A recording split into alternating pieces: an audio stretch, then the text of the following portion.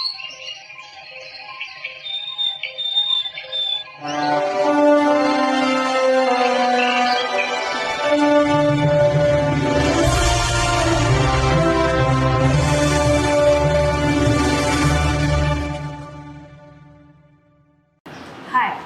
I'm Katyayani Jha and I've been a homeschooler for the past 4 years and I'm an intern here at Life Engineering Foundation.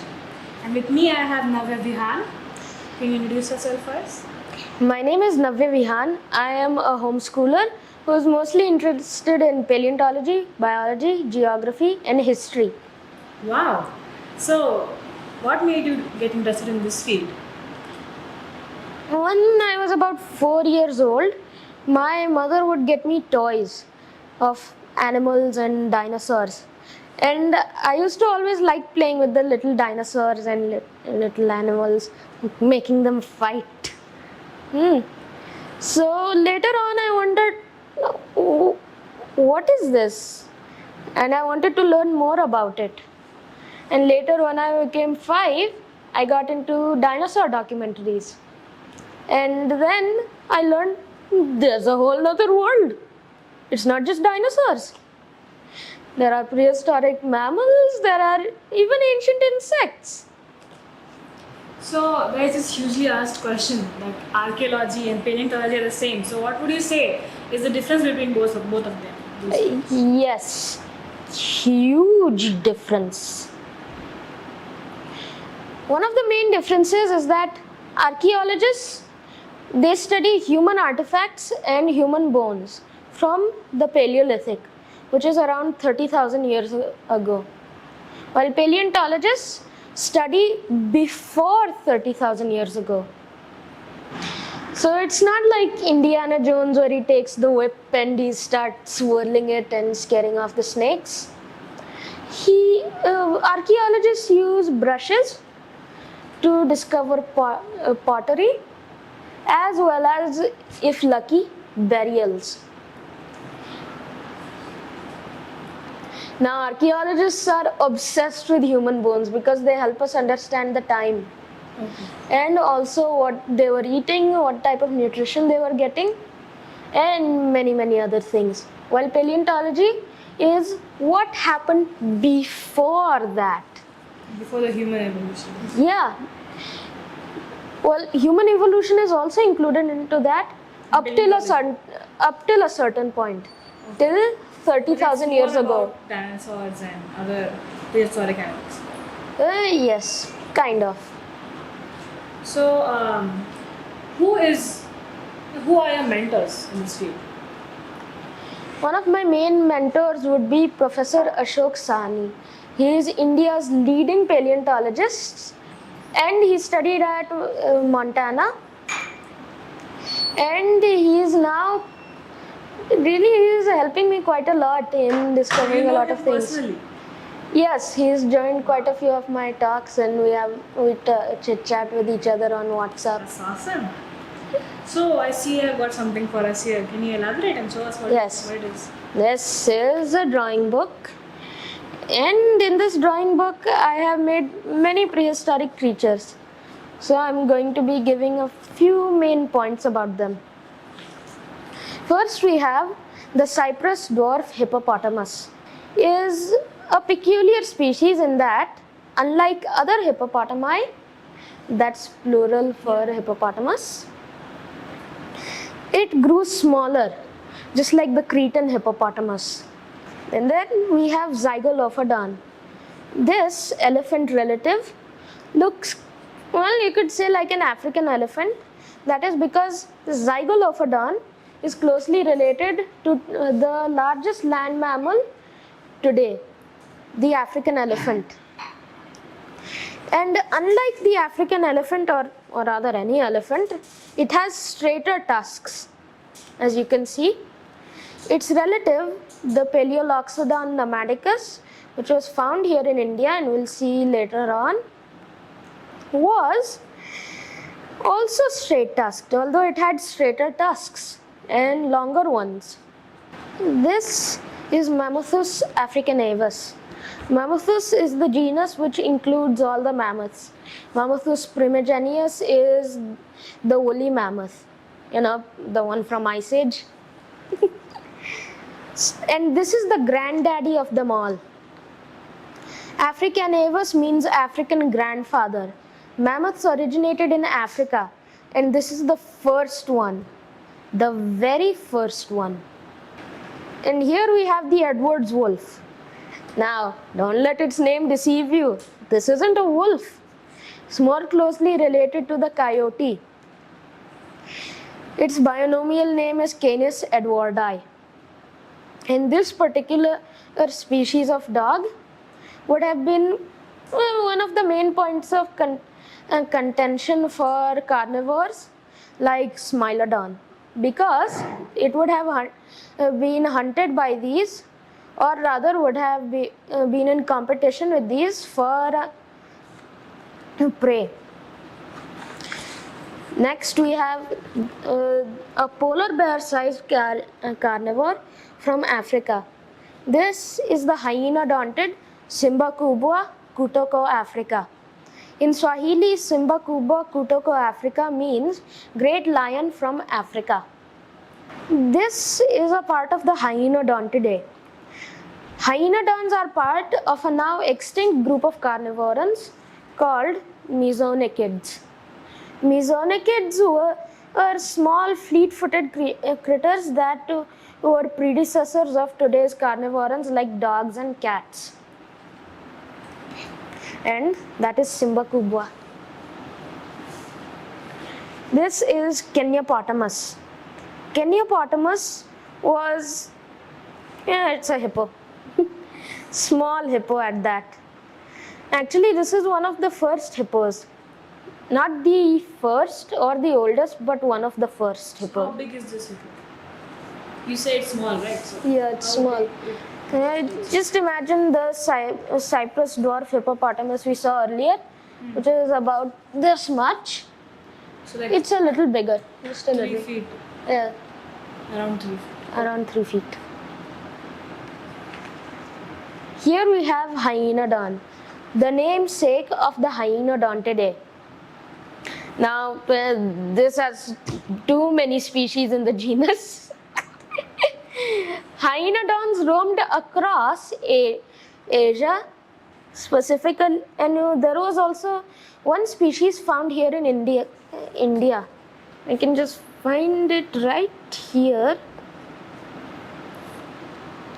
I can't find it right now here, but yeah, this would have roamed India as well. It's a relative of the Simba kubwa, although it's much smaller, and probably would have also been as deadly. Here we have Megacerops. Now, it might look like a rhino, but it is not. Rhinos, horses, and tapirs belong to the family Perissodactyla. That order includes modern animals like horses and rhinos. Now, this is exactly not a rhino. It's a perissodactyl that is closely related to today's horses. Equus cabellus. Megacerops was once called Brontotherium, which means thunder beast, because where it was found in North America, the people would say by looking at their skulls that once great beasts that shot thunder from their mouths existed. But now it has been changed to Megacerops. And the most interesting bit here is that these horns right here, they aren't actual horns. They are plates of bone jutting out of their skulls. So what is different in horns and bones jutting out? I thought it was. So is it a part of the skeleton itself? It's not different. Yeah, it's a part of the skeleton. See, horns are made up of keratin. The same thing our hair and fingernails are made up of. But this is bone. And bone is more brittle and is made not as flexible as keratin. It is made out of calcium, because quite a lot of calcium goes into bone. So it is more brittle. This is Titanotilopus. This is a camel, basically. All camels originated in North America. Now here in Asia we have 3 species left, and in the Americas 3 species as well. So in total 6 species of camel. Titanotilopus was one of the mega camels. And it would have towered over all other camels that we see today. This about that tall, about near the TV. So, but aren't normal camels not tall? No, sometimes they can get that tall. But Titanotilopus, that's a juvenile. It would have gone even bigger. And here's a Repenomamus. Repenomamus means reptile mammal because this kind of looks like a reptile, but there is another reason why it is called reptile, which I'll get to later. Repenomamus was a mammal from the Cretaceous of China. It is one of the few mammals to have been found with a dinosaur inside its belly. What? Yes. Seriously? Yeah, a baby Psittacosaurus. Wow. Okay, that's interesting. Yeah. And fun fact, the dinosaur that this ate, Psittacosaurus, we now know what its butt might have looked like. What? Yeah. So basically the dinosaur that it ate led to the discovery of what dinosaur butts looked like. Okay. And here is Bulbasaurus. Many of the kids know about this one. Not really.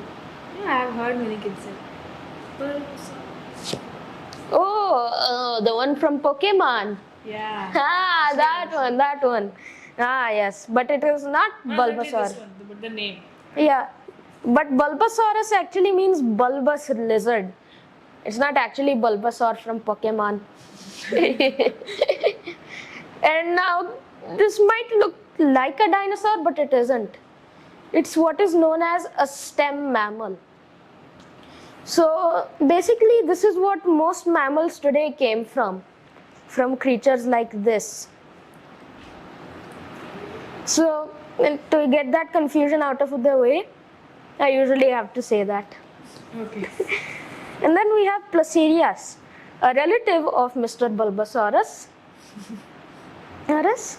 Now Placerius is most famous from the 1990s documentary Walking with Dinosaurs. Now if you've seen the first episode, New Blood, you would have seen these being preyed upon by Sarcosuchus.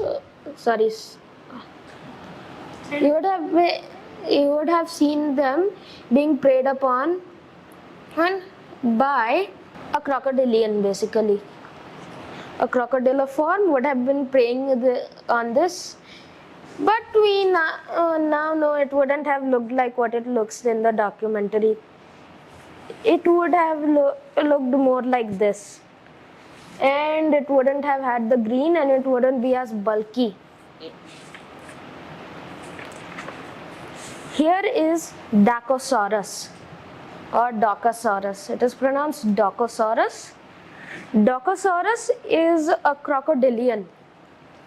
Now from the look of it, it looks like the Mosasaurus from Jurassic World, when in reality it isn't. It's a crocodilian. It's a part of one of the most interesting group of crocodilians known as the Metriorhynchids. The Metriorhynchids were a group of crocodilians that basically went underwater into the sea and became used to the sea so much that they gave live birth, like most sea living reptiles other than turtles, and would have also been great at not being in fresh water. Basically No saltwater crocodiles would be able to match with this guy's salt-taking capacity. And we have here another crocodilian. Now this might not look like a crocodilian. I mean, it has long legs. But Saurosuchus is a crocodiliform. Looks really cool. Yes, that is true. That's why I made this, because I love this design. Basically, you could say if a crocodile had stilts and was able to run properly and never went into the water. What? Yeah, That's basically a dinosaur. it's not a dinosaur. But it's a crocodile. Yes, But it doesn't go in the water. no. Okay. Family trees work differently. You're right. So Saurosuchus would have been one of the few running crocodilians. Now in the Triassic, from when this is, running crocodilians would have been common, but later on they started to dwindle in population. As any other dinosaur. Yes. But there was one that could have survived into the modern age. Its name was Mikosuchus. There is one dinosaur, right? What is that? That still survives. It's very small, it's very tiny, I think. Which one? I saw somewhere that just one species of dinosaurs. I don't remember its name, but it's really tiny. And it's being preserved somewhere. Is it wrong information or? I don't really know. I haven't come across this before. Okay, then it might not be true. I don't know. It might be true. But yeah, if you want to look at dinosaurs, just take a pair of binoculars or just use the eyes and look for birds. Birds? Yeah, How? they're dinosaurs. Birds are. How? They are dinosaurs. Their family tree relates back to dinosaurs. Seriously? Yeah. So birds are once dinosaurs. Yes, they are dinosaurs. They are dinosaurs. They're what are known as avian dinosaurs. Oh my god. I didn't know about that. And most dinosaurs that you know of, like Tyrannosaurus or Titanosaurus, those are non-avian dinosaurs. Wow. Okay. Here we have Teleosaurus. If you have been to Kaziranga or have seen photos of Kaziranga, you might recognize that this kind of looks like the Indian rhinoceros, the second largest mammal on land nowadays. And this would have been found in North America and Asia as well. Teleosaurus would have been snub-nosed, let's just say. Not really a big horn, as you can see. But still, it would have had a lot of power. Deadly. Yeah. And here is Uintatherium. I think this is the weirdest one here, because it has like little bony projections here, here, and here. That looks like a beard. Yes, kind of looks like a goatee. Yeah. But basically, Uintatheres would have been in the top herbivores of Eocene North America. And I am still learning more about this, so I don't know everything, but I know a few things. Like how it would have been like hippos, in that it would have lived in water, most likely. Basically, you've seen hippo that looked weird. Here we have a lesser known creature, Tiara judens. Now Tiara judens looks like another creature we'll see later on, which I'll not reveal here. This also had tusks like it, because it was related to the creature we'll see later. And here we have Candia cervus. Candia cervus can only be found in Greece. And this is also made up of island dwarfism that we saw with the Cyprus dwarf hippopotamus. This was a small deer which had antlers that looked a bit strange. Say? It does look strange. Yeah, for sure.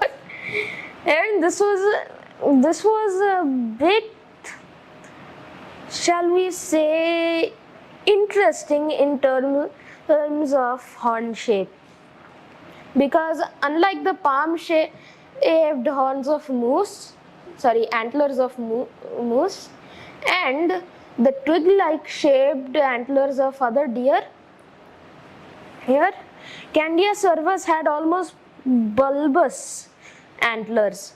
Now we shall move on to one of the more weirdo guys. His name is Atopodentatus. Oh my god. It means unusual tooth. Unusual tooth. Yeah.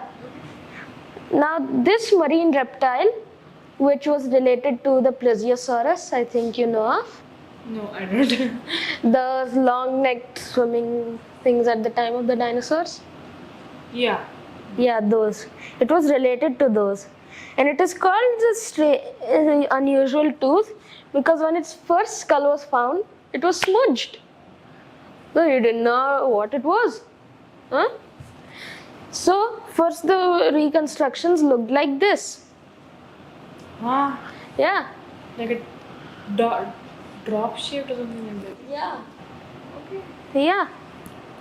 And then a skull was found, which made it look a little more like there was no muscle here. And finally, one great discovery was made in China. This was only found in China, by the way. And it would have had an even thinner snout. So now we know what its complicated discovery was. Yeah. Like. Here is Pterosphenus. Now this is one of two creatures in this book that is found in India. This would have been found in India. Its fossils have been found here, especially near the coastal areas. And this is the first sea snake. Sea snake? Yeah. What does that mean? There are still you can find sea snakes here in India. Oh.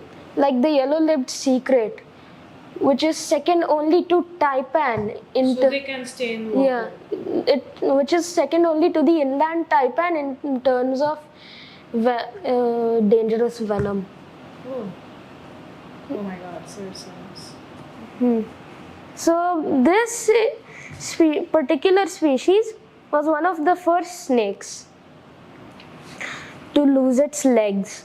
Earlier in the Cretaceous, snakes used to have little tiny back legs and little tiny front legs. What? Yes, they kind of Caterpillars? they kind of look like baby hands. Okay. If baby hands had claws, but that would be terrifying. They're already terrifying enough. For me, at least. I think snakes are cute. What? Yes. Okay. I guess all of us have opinions. Yeah. But this particular genus is one of the first to lose its legs. And actually you can find vestigial limbs in some of the older branches like the bovids. Basically if you look right near the tail, you'll see one tiny triangular shape. That's a vestigial limb. Vestigial means not being used anymore. Okay. And now I like to say its name in a certain way. Stag moose. The stag moose's scientific name, or rather bionomial name, it's not scientific name, it's bionomial, what you should call it. It's Servalcis scotti. Oh my god. Real easy to remember for those of you who know Latin.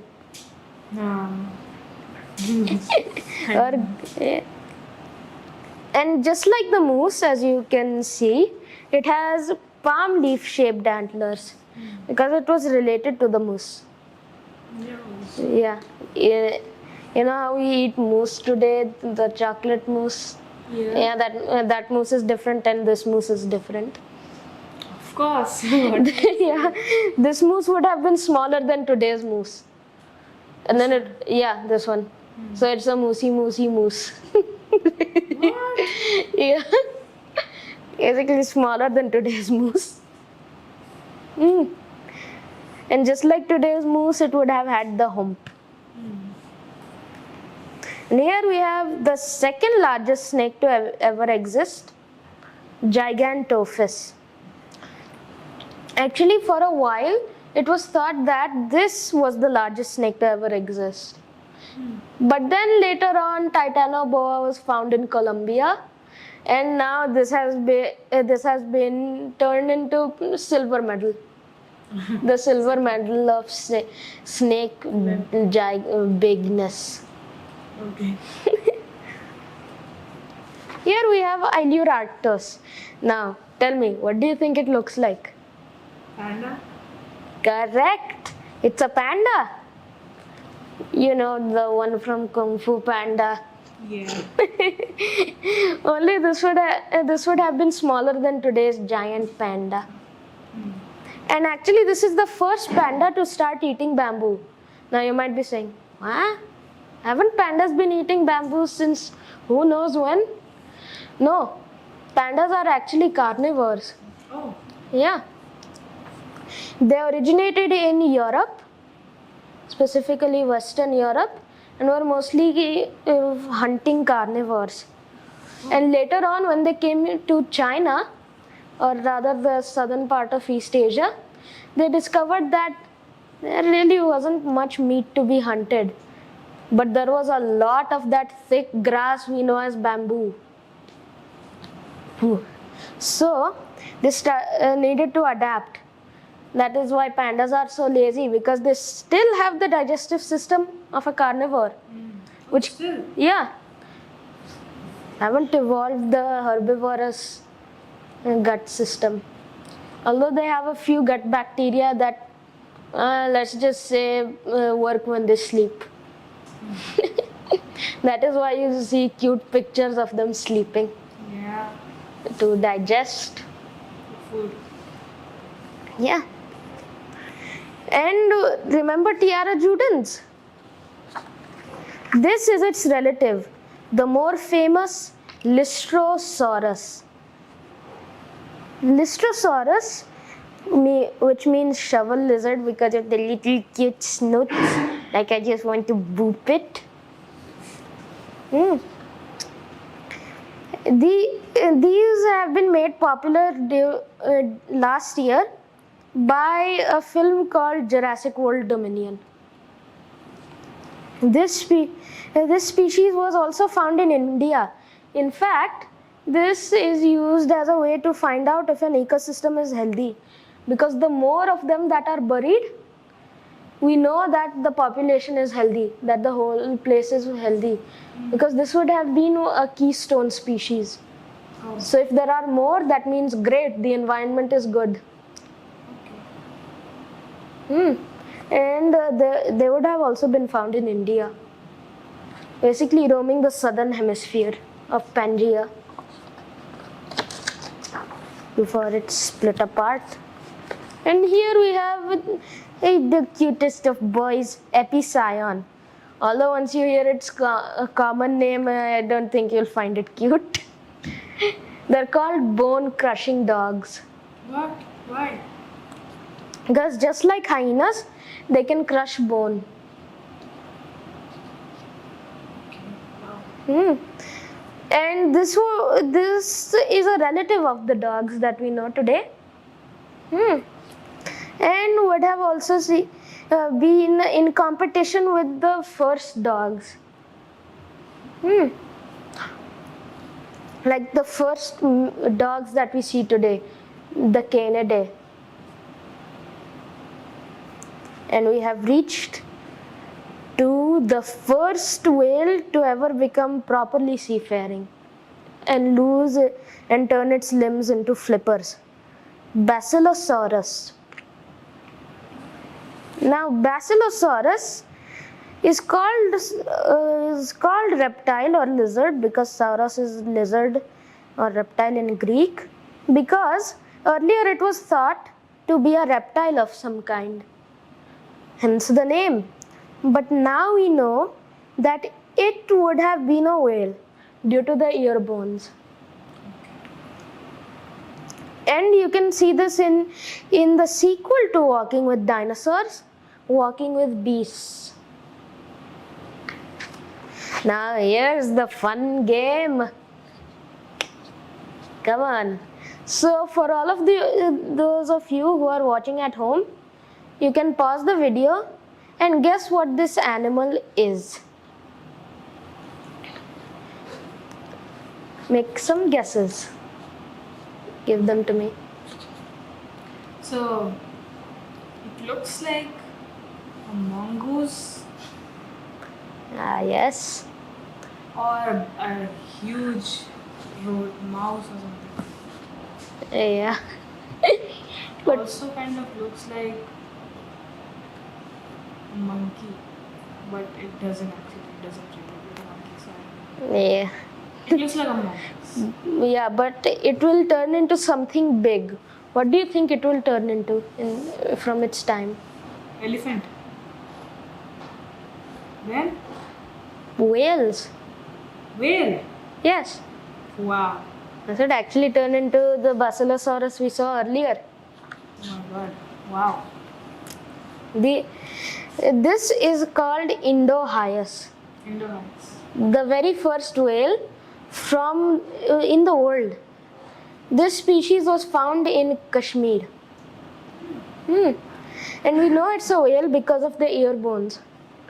And over time, as it got more adapted to water, its descendants became more seafaring. And now we have things like blue whales, orcas, and dolphins. Yeah. So it's originate from this one. Yeah, and dolphins are whales. I don't know why people separate them. They're whales. Dolphins are whales. Okay. And orcas are also whales. So are belugas. Oh my god. Now here I made a few bones. This one is of an Argentinosaurus. Argentinosaurus, as its name suggests, is from Argentina. This particular bone is a great snapshot as to what sauropod bones look like when they're found, especially titanosaur bones like this one from the Cretaceous. Titanosaur bones don't really fossilize all that well. Most of what we find are vertebrae, femurs, and the occasional skull if lucky. Never a whole skeleton. And here we have Paleoloxodon. Now this is the other creature that I told you that is found here in India.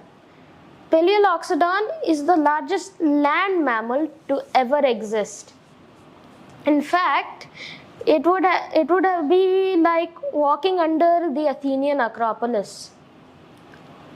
Just imagine something walking that big towards you, and you feeling like, oh, I'm in the Acropolis. Just imagine. I really can't imagine that. Yes. Even I had a hard time imagining that. And now this is a more recently extinct species, the South Island giant moa. This was found in New Zealand, specifically the South Island of New Zealand. There is a North Island and South Island. And this would have been one of the bigger birds to ever exist, even taller than the ostrich, although shorter than the elephant bird. And this would have been hunted to extinction by the Maori when they came, because it was a readily available food source. And here we have a few skulls. This is Andrewsarchus. Andrewsarchus is you could say a mammal that has the crocodilian name. This is the only fossil ever found of it. No other fossils have been found. It's only one.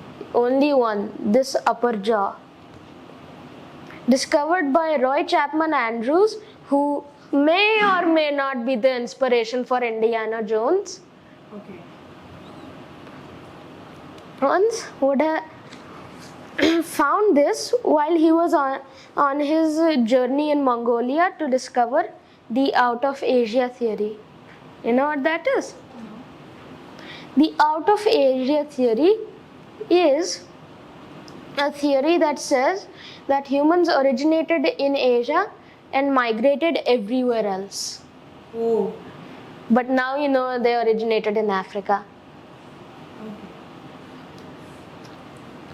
Here we have Varanus priscus. This was the hardest one for me to make. Yeah. That's very difficult. Yeah. Monitor lizards have very complex skulls. So, yeah. Varanus priscus, or more commonly known as Megalania, was the biggest lizard to ever exist. Varanus is the genus that includes all monitor lizards. I have actually seen a few, like the Bengal. I've seen a few of one species. It's called the Bengal monitor. Like, I have one story. We used to go to a university campus in Bhagalpur in lockdown, and every time there would be this big brick mound which had a big male monitor lizard inside it. And every time we would cross, it would be like, get out. This is my territory, get out. It would be like that.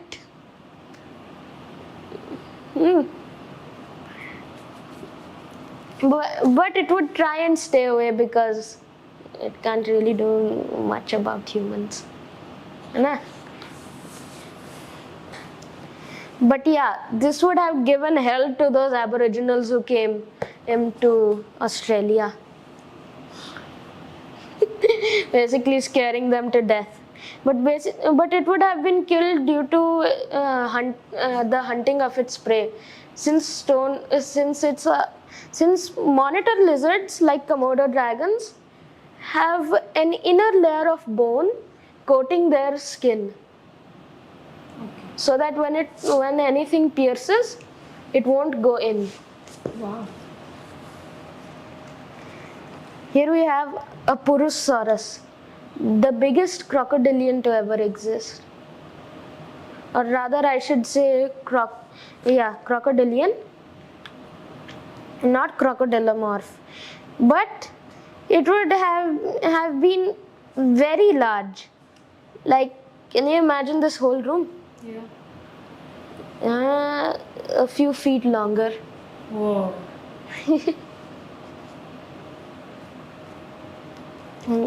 And this would have been found in South America.